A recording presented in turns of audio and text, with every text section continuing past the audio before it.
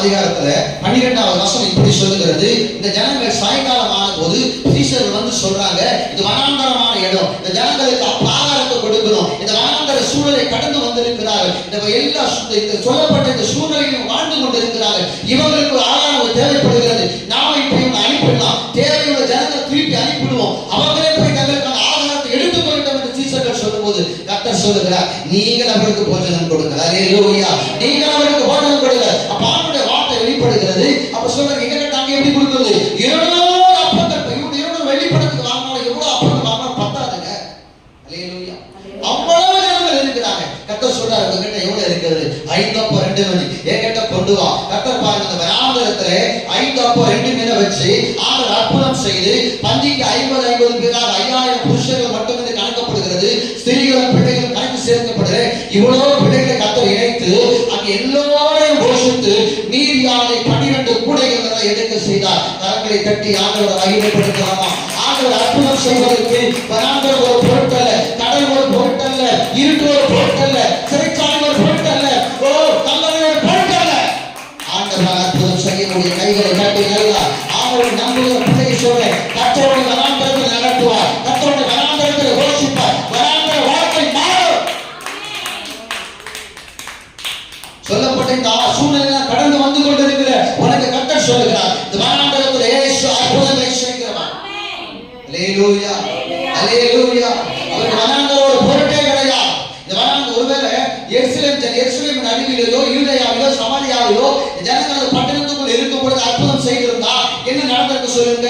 பக்கத்துல இருக்க டிஃபன் கடையில வாங்கி டிஃபன் கொடுத்துட்டாங்கன்னு சொல்லிட்டு இருப்பாங்க. ஏன்னா இயேசு கிறிஸ்து மரித்த 3ஆம் நாள் உயிரோடு எழுந்த பிற்பாடு அவருடைய சீஷர்கள் அவருடைய சரீரத்தை எடுத்துக்கொண்டு போய்விட்டார்கள். இவங்க பொய் சொல்றாங்கன்னு சொல்லி பிரதான ஆசாரியர்கள் எல்லாம் என்ன பண்ணாங்க? இந்த செய்தியை பரப்பினார்கள். படிச்சிருக்கிறோமா இல்லையா?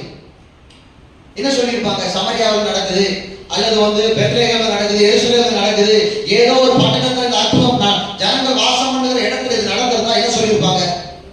இங்க இருக்கிற அன்னபூர்ணா ஹோட்டல்ல போய் இவங்க ஒரு 1000 இட்லி வாங்கி கொடுத்துட்டாங்க, அங்க உள்ள என்ன சொல்றது, இங்க ஒரு சங்கீதா பஸ்ல போய் ஒரு 1000 சப்பாத்தி வாங்கி கொடுத்துட்டாங்க அப்படின்னு சொல்லுவாங்க. வனாந்தரத்துல யாராவது ஹோட்டல் போடுவாங்களா? வனாந்தரத்துல என்ன வசதி இருக்குதா? யாரோ ஒரு பையன் சாப்பாட்டுக்கு பசங்க கேட்க போற ஜாலியா சாப்பாடு பையன் தூக்கி அவன் எடுத்துன்னு வந்துட்டான். கர்த்தர் பாருங்க, அவன் கையில இருந்து வாங்கி அற்புதங்களை செய்து 12 கூடைகள் எடுத்தார். இப்ப பாருங்க, எல்லாரும் பங்கிட்டாங்க, மீதி இன்னும் கூட. அல்லேலூயா. அப்ப யாருக்கு அதிகம்? சாப்பிடுறது அதிகமா, பங்கிடுறது அதிகமா? அல்லேலூயா. கொடுத்தான் பாரு, அவனும் திருப்தியா சாப்பிடுவான், அவன் சந்தோஷப்படுறேன். நான் கொடுத்த 5 அப்பம் 2 மீன், நான் கொடுத்த 5 அப்பம் 2 மீன், நான் கொடுத்த ஆண்டவர் கையில போனது 1000-ஆ மாறுதியா? கையில தட்டி ஆண்டவர் அவனும் மனக்கடத்தில் தான் இருக்கிறான். இப்ப அவன் கையில 5 அப்பம் 2 மீன் தான் இருக்குது. ஆனா அவன் என்ன பண்ணிருக்கலாம்? எப்பா நான் ஒரு ஆள் சாப்பிட்டு அந்த விதவை மாதிரி நாங்க கொஞ்சமாவும் எண்ணெய் தான் இருக்கு சாப்பிட்டு சாக போறோம், நான் ஒரு ஆள் சாப்பிட்டு இந்த காலத்துல வீட்டுக்கு போயிடுறேன், எவ்வளவு பேருக்கு நான் இது பங்கிட்டு கொடுத்துட்டு என்ன ஆகுது? அவன் யோசிக்கவே இல்லை. பாத்தீங்களா? நாம கூட கத்து கொடுக்கும் போது யோசிக்கவே கூடாது, கணக்கு பார்க்கவே கூடாது. வனாந்தரத்துல தான் இருக்கிற, யோசிக்காத யோசிக்காம கர்த்தருக்காக செய். அல்லேலூயா. கர்த்தர் 5000 1000 ஆசீர்வாதமா மாற்றுவார்.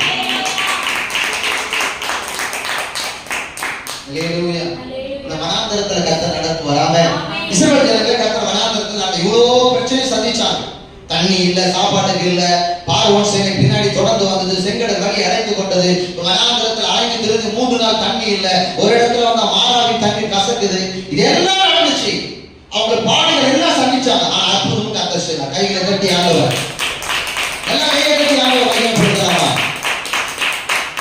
சாப்பாடு மோசை கிட்ட முறுமுறுத்த உடனே மோசை என்ன பண்றாரு? நாளை காலையில் கதவுடைய மகிமை உங்களுக்கு காண போடுறாரு. பார்த்தா காலையில் எழுந்து பார்த்தா புதினா அளவு சைஸ் உள்ள ஒரு வெண்மையான உருட்சி ஒன்று கீழே விழுந்து கிடக்குது. அப்படியே பனியில இறங்குது. என்ன பார்த்தா வானத்து மன்னா, தூதருடைய அப்பமாகிய மன்னா. யாருடைய சாப்பாடு கொடுத்தாரு? கர்த்தர் உங்களை நடத்துறதுனால தூதருடைய அப்பத்தை நமக்கு கர்த்தர் கொடுப்பார். அதுக்கு தைரியமா இருக்கணும், மனாந்தரமா இருக்கணும், போக தைரியமா இருக்கணும். சூழ்நிலை பார்க்க கூடாது. ஏமே நான் போறது வனாந்தரமா? கர்த்தர் நடக்கும். அல்லேலூயா. கர்த்தர் நடத்துகிற வனாந்தர பாதையில நான் நடக்கணும். நீயா ஒரு வனாந்தரமான வாழ்க்கையை தேர்ந்தெடுத்துக் கொள்ளக்கூடாது, நீயா ஒரு சூழலை உருவாக்கி கொள்ளக்கூடாது. அல்லேலூயா.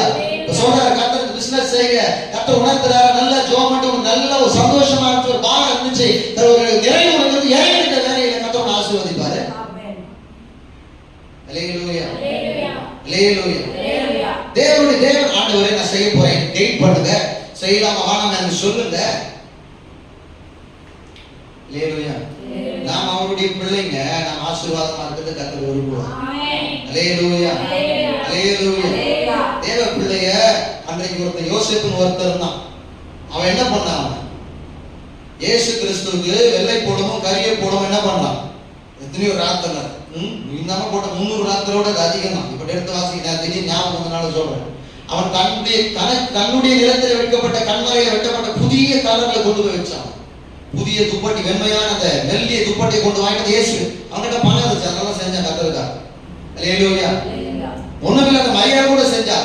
ஒரு வருஷம் கூட சம்பாதிச்ச 300 வெள்ளி காசு கொண்டு வந்து ஒரு ராத்திரி என்ன பண்ணா? பரிமளத்தை தாங்கி இயேசுவின் பாதத்தில் ஊற்றிட்டான். அல்லேலூயா. அவளும் ஆண்டவருக்கு தேவை, இவனும் ஆண்டவருக்கு. நம்ம சூழ்நிலை பார்க்க கூடாது. மனாந்தரமா இருக்குது. கர்த்தர் நடத்துறாரா, கிளம்பிடுன்றான்.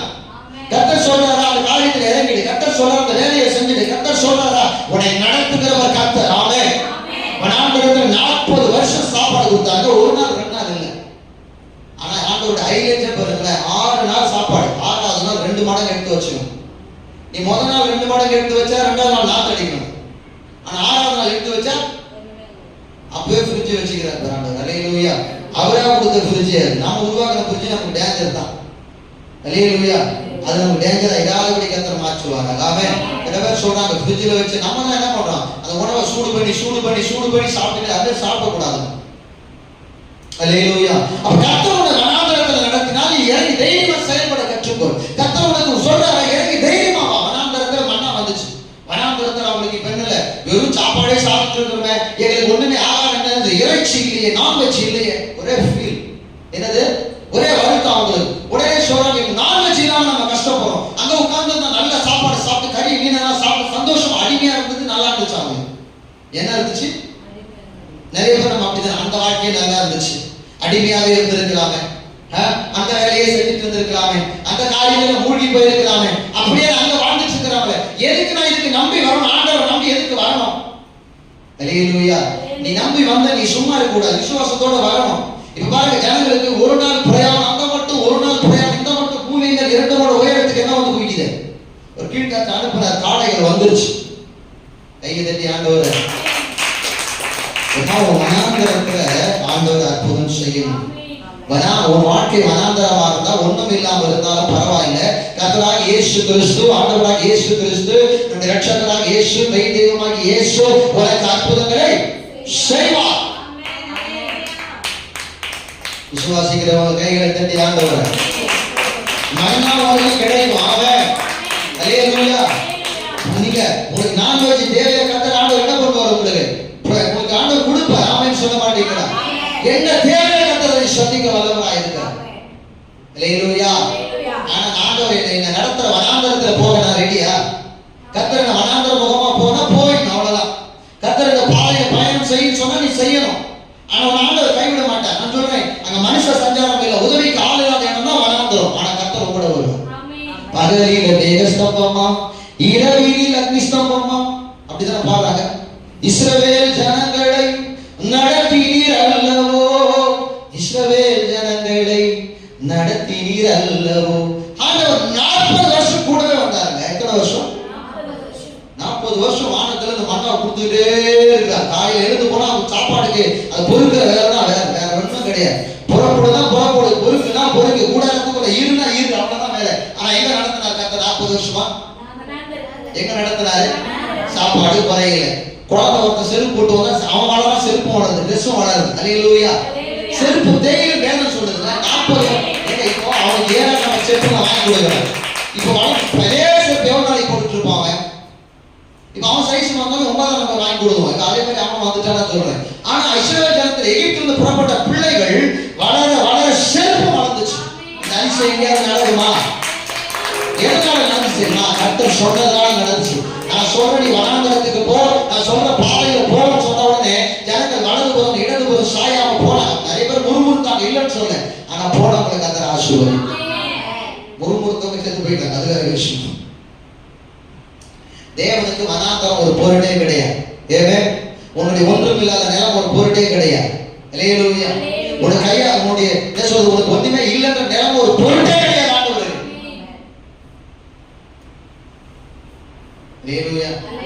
அது பழைய ஏற்பாடு புதிய ஏற்பாடு. தேவன் ஒருவர். ஆமென். அங்க 40 வருஷம் மன்னாவை கொடுத்தாரு, இங்க 5000 பேருக்கு சாப்பாடு போட்டாரு. அல்லேலூயா அல்லேலூயா. அப்புறம் பார்த்தா 7 அப்போ சிறு மீன்கள் 4000 பேருக்கு மேல போஷிக்கிறார் ஆண்டவர். வனாந்தரமான இடங்களில் கர்த்தர் செய்கிற அற்புதங்களை பார்ப்பீர்கள். உன் வாழ்க்கை நீ வனாந்தரத்தில் நடந்து கொண்டு வந்திருந்தா, வனாந்தரமான சூழலை வாழ்ந்து கொண்டிருந்தா, கர்த்தருடைய அற்புதங்கள் உனக்கு நடக்கும். கைகளை தட்டி ஆண்டவர் விசுவாசத்தோட வனாந்தர வாழ்க்கை வாழ்ந்து கொண்டிருந்த உனக்கு கர்த்தரால் அற்புதங்கள் நடக்கும். கர்த்தர் உங்களுக்கு அற்புதம் செய்வார். கர்த்தர் உங்களுடைய சூழ்நிலையை மாற்றி இந்த தேவையை சந்தித்து உனக்கு யாரும் செய்ய முடியும். நம்புவே இயேசுவை நம்புவே. சொல்லுங்க, இயேசுவை நம்புவே இயேசுவை நம்புவே இயேசுவை. சொல்லுங்க, நம்புவே இயேசுவை நம்புவே.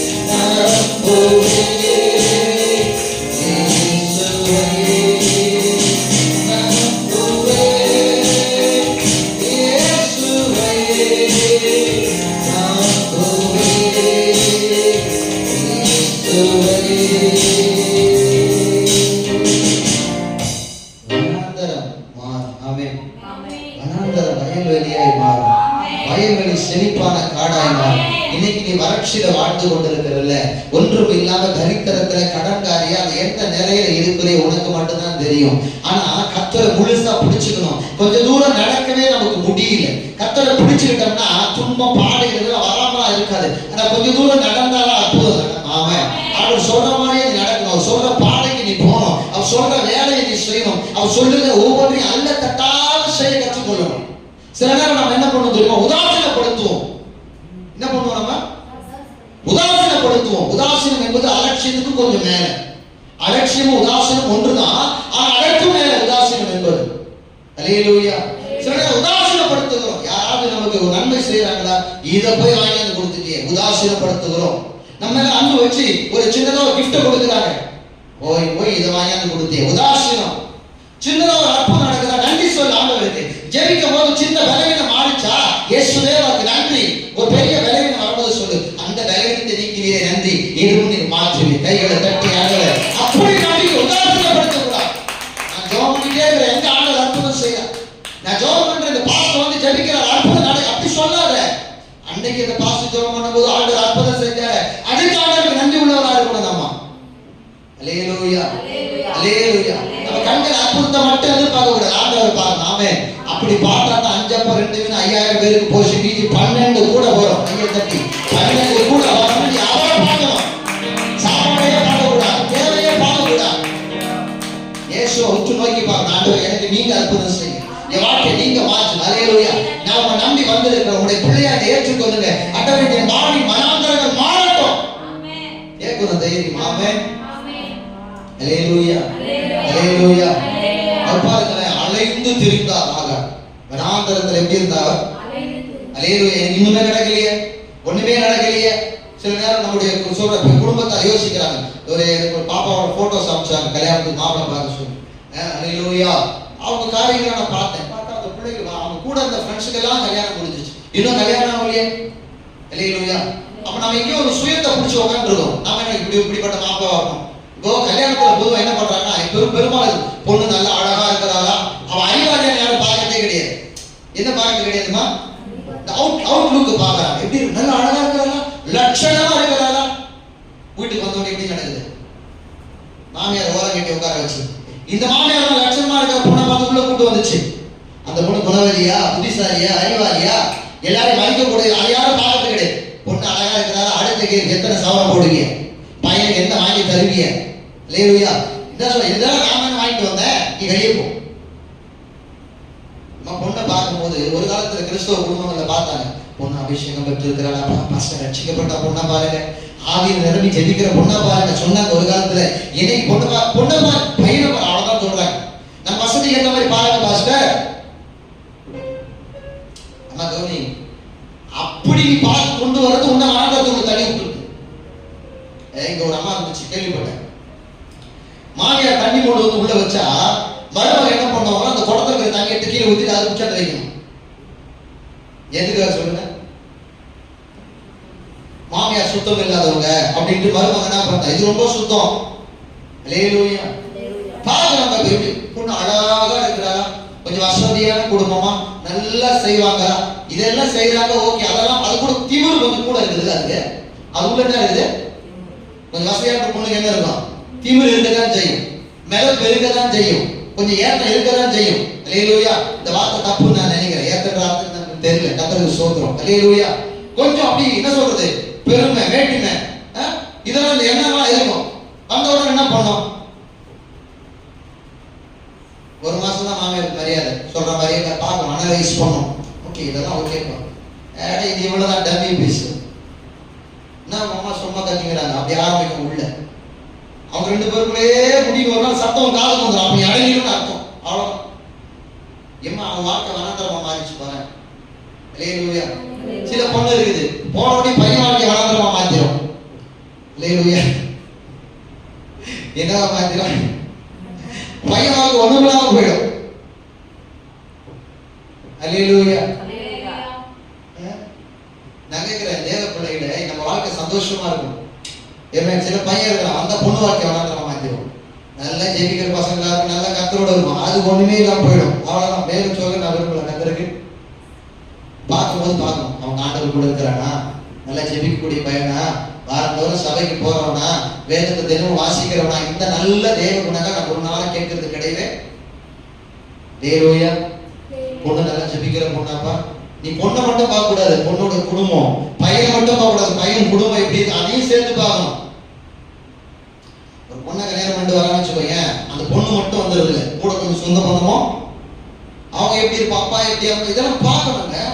இல்லைன்னா உங்க வாழ்க்கை வனாந்தரமா போயிடும். சொல்லுவாங்க, அந்த பொண்ணை கட்டிய வாழ்க்கை குடும்பமே கெட்டு போச்சு, வனாந்தரம் ஆயிடுச்சுன்னா யாரும் வீட்டுல தங்க முடியல. அந்த சில மனசு உள்ள போயிட்டு நம்ம சொல்லுவோம், சரி அவன் என்ன அட்ஜஸ்ட் பண்ணி வாழ்க்கணும், விலைக்கு இருந்துடணும். ஏன் உனக்கு நீ சந்தோஷமா வாழ வேண்டிய வாழ்க்கை வனாந்தரத்தில் இருக்க வேண்டிய இடம் இல்லை. கர்த்தர் நடத்தினாலும் கொஞ்ச காலத்துக்கு அப்புறம் வனாந்தரம் போயிடுச்சு, காணான் தேசம் கையில வந்துடும், கைகளை தட்டி ஆண்டவர் நீ அப்படி ஆசீர்வாதம் கொஞ்ச நாள் வனாந்தரம், அப்புறம் காணான் தேசம் உனக்குரிய தேசத்துக்கு நீ சந்தோஷமா உட்காரணும். பாடு கொஞ்ச நாள் தான், ஆசீர்வாதத்துக்கு நீ வந்துடும். ஆமென். அல்லேலூயா. எப்பவுமே வனாந்தரம் இல்ல, எப்பயாவது வனாந்தரம் வாழ்க்கையில வரட்டும். அப்ப நிறைய விஷயம் நம்ம கற்றுக்கொள்ளும், எப்பயாவது நெருக்கங்கள் வரட்டும், தனிமை வரட்டும். இப்ப ஏதோ ஒரு விஷயத்தை கற்று நம்ம கற்றுக் கொடுக்க போறான்னு அர்த்தம். ஆனா அங்கேயும் ஆண்டவர் 5 மீன் 5000 மாற்றும். அங்கேயும் மன்னாவை கொடுத்து போஷிப்பார், அங்கேயும் கண்ணாவை கொடுத்து தண்ணீர் கொடுத்து நம்ம தாகத்தை தீர்ப்பார், அங்கேயும் இறைச்சை கொடுத்து நம்ம தேவையை கத்த சந்திக்க வல்லவரா இருக்குதா. ஐயா நல்ல கட்டி ஆண்டவர். வனாந்தரம் வந்துருச்சு, வருத்தமே வேண்டாம். அல்லேலூயா. வனாந்தரமா ஒண்ணு நெருக்கத்துல கஷ்டத்துல துன்ப இது ஒண்ணும் தப்பு இல்லை. இங்கதான் அற்புதம் நடக்க போகுது, இங்கதான் அடுத்து அதிசயமே, இங்கதான் ஒரு மாற்றம், வாழ்க்கையில் ஒரு மாற்றம் வரப்போகுது. நெருக்கமா இருக்கிற, ஒண்ணும் இல்லாம இருக்கிறேன், ரொம்ப கவலையா இருக்கிறேன், இது இங்கதான் ஒரு பெரிய மாற்றத்தை கதை செய்ய போறேன். செய்ய வரைக்கும் காத்து அவரையே பார்க்கணும். சங்கீதம் 34:5 சொல்லுகிறது, அவர்கள் அவரை நோக்கி பார்த்து அவரையே பார்த்துட்டாரு, நடத்துறாரு. என் ஆண்டவர் என்ன சொல்றாரு, இப்ப ஆண்டவர் என்ன செய்ய போறாரு, இந்த நிமிஷத்துல என் வாழ்க்கையில என்ன மாற்றம் நடக்க போகுது, என்ன நடக்க போகுது, எனக்கு என்ன ஆண்டவர் செய்ய போகிறார். அழைத்து வந்தவர் செய்வார். அல்லேலூயா. அழைத்தவர் கைவிட மாட்டார். பக்கத்துல பார்த்து சொல்லு, உன் அழைச்ச ஆண்டவரை கைவிட மாட்டார், உன் அழைத்தவரை கைவிட மாட்டார். உன் வனாந்தரத்தை செழிப்பான நிலமாய் மாற்றுவார். இந்த வனாந்தரத்தில் அற்புதங்கள் உனக்கு நடக்கும். உன் கண்ணீர் துடைக்கப்படும். கர்த்தர் அதிசயங்களை செய்வார். மீகா 7ஆம் அதிகாரம் 15 வசனத்துல அவர் சொல்றாரு, வாசிங்களேன். எங்க இந்த அதிசயம் நடந்துச்சுன்னா எடுத்து வாசிங்களேன். வனாந்தரத்தில் என்ன நடந்துச்சுன்னு சொல்றது. மீகா 7:15.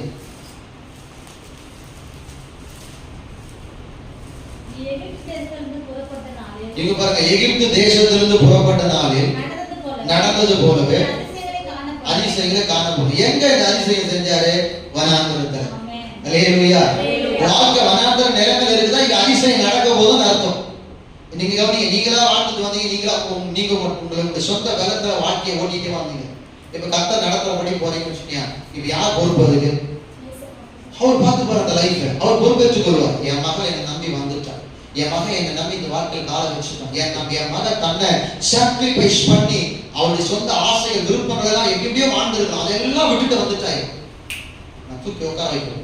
வனாந்தரத்தில் நல்ல நடத்தி கொண்டு போய் நல்ல நிலத்தை கொடுக்கணும், நல்ல வீட்டை கொடுக்கணும், நல்ல வாழ்க்கை கொடுக்கணும், நல்ல நிலையில உட்கார வைக்கணும், நல்ல நிலையில ஆசீர்வதிக்கணும். அவருக்கு இருக்குமா இருக்காது. பிள்ளைய கல்யாணம் பண்ணி குழந்தை பிறந்த உடனே அப்பா அம்மாவுடைய கவலை என்ன?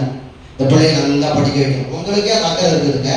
ஒரு மனுஷன் ரோட்ல உட்காந்து தன் பிள்ளைக்காக யாசம் கேட்டு உட்காந்துக்கிறாரு பாருங்களேன். நான் பிள்ளைய நாளைக்கு போய் பார்க்க போறாருங்க, எனக்கு ஏதாவது கொடுப்பாங்களா, யாருக்கிட்டே உதவி வாங்கிட்டு 20 வருஷமா ஒரு வீட்டுல தங்கி இருக்கிறார். அவங்க வாடகை கொடுக்குறாங்க இல்லையா, எங்க வாழ்க்கை எப்படி ஓட்டுறாங்க எனக்கு எதுவுமே தெரியல. அதை யோசிச்சுட்டே வந்து எனக்கு அழுகுதான் வந்துச்சு அந்த மனுஷன் நினைச்சிருக்கும் போது. இல்லையா கொஞ்சம் யோசிச்சு பாருங்க. நம்ம ரோட்ல உட்காந்து யாருக்கிட்டே கேட்டு பாருங்க. நீங்க போய் உட்காந்து யாருக்கிட்டே அம்மா எனக்கு பிச்சை போட்டு நேரமா அப்படி ஒரு நேரமா வந்து நம்ம போய் உட்காந்து நம்ம நேரமா என்ன யோசிப்போம், நம்ம வாழ்க்கை என்ன யோசிப்போம். சொந்த பந்தம் அவருக்கு ஆதரவா இல்லை. சொந்த ஒரு பூந்தமணி குமரன் அப்படின்னு சொன்னார். அவருக்கு ஆதரவே இல்லை. குடும்பத்தின் கண்ணு தெரியாத மனுஷன் குடும்பத்தார் ஏமாத்திட்டாங்க. கண்ணுக்கு தெரிஞ்சு என் சொந்தக்காரங்க ஏமாத்துறாங்க. எங்க அம்மாவுக்கு சேர வேண்டிய நிலத்தை பங்க என்ன பண்றது, எங்களுக்கு தர மனசு இல்லை. எங்க அம்மாவுடைய பங்கு அதில் இருக்கிறது, அதை அவர்கள் தர மனதில்லாத இருக்கிறாங்க. சொந்த தாய்மா மாக்கள் அவங்க போய் நம்ம சண்டை போட்டு கேட்க முடியல, எதிர்த்து பேச முடியல.